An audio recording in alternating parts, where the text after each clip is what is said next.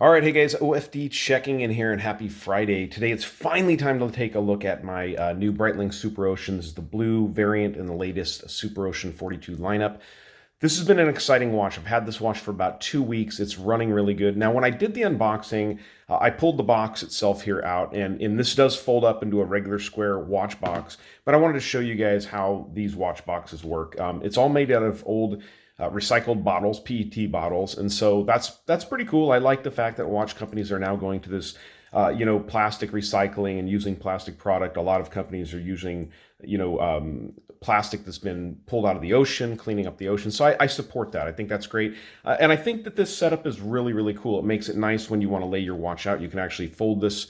Unfold this box and lay everything out here. And also what I wanted to show you was when I didn't notice this when I pulled the watch out, and the roll that it was on is actually a storage case or a travel pouch, which I think is cool. So you can actually use this to, store your watches in travel, or if you're taking multiple watches, you can put, one in here and the one on your wrist. So I think, and all of this is made out of this recycled PET product. Now, how long that's going to last, I'm not really sure, but it's funny because even your fancy Breitling boxes with the leather cover and everything like that, for some reason, even the Omegas, everything, it kind of disintegrates over time, which is kind of interesting. So it'll be interesting to see how this works out. But in the back here, I've got my hang tag from the watch, my bezel cover. And if you want to see all that, I'll leave a link to the unboxing video of the watch. But I really, after 2 weeks of having this watch in the collection on the wrist, guys, I really wanted to talk about it.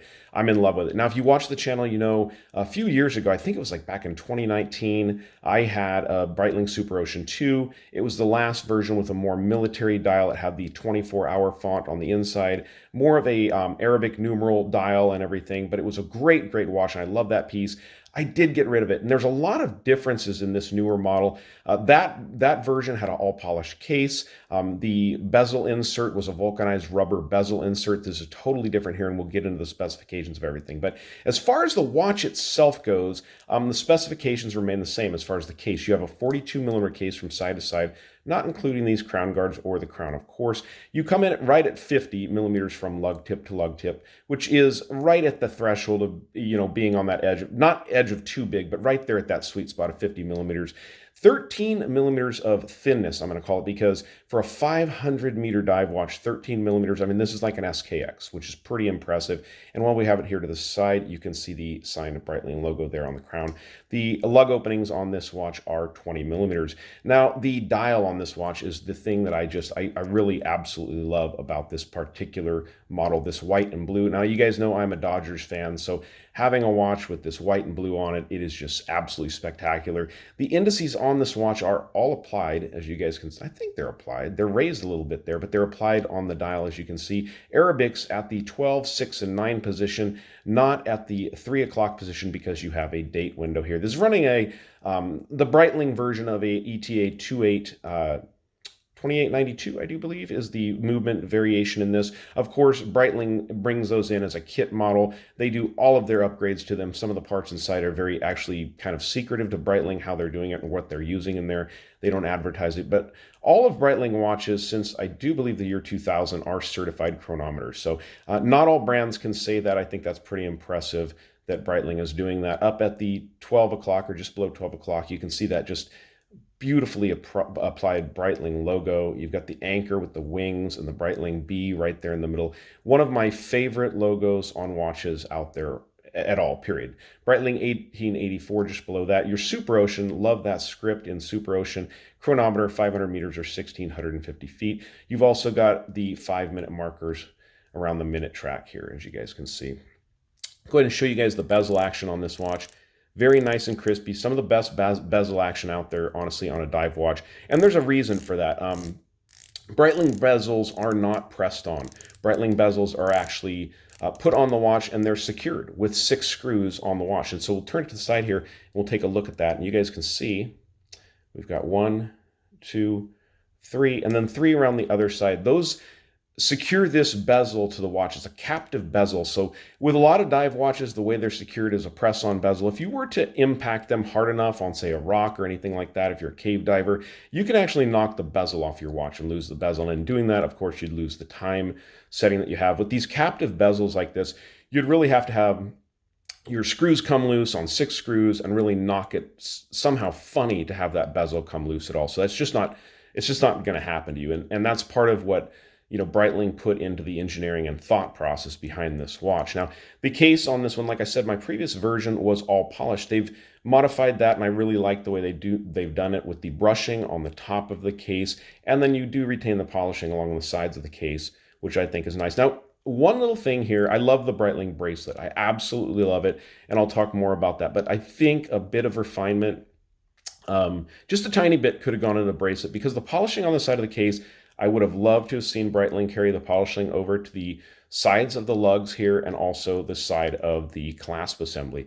Not a huge deal. It's not like, obviously it's not a deal breaker for me at all, but I do think it would have added a little, I don't know, a little more flash to it. And Breitling is known for being a little flashy, but maybe because they've calmed this watch down quite a bit with the brushing, they didn't want to do that. They didn't want to add that. You do have polishing in the buckle assembly here with the bars, as you can see, but very nice. Now the bracelets on a Breitling watch. Now it's so interesting because I'll show you guys, you can actually move these links and like individually flop them over like this. This is what makes a Breitling bracelet so comfortable, and you won't see that in normal bracelets because these angle cuts, you can have the bracelet, you can just pile it up on top of each other. You guys can see this.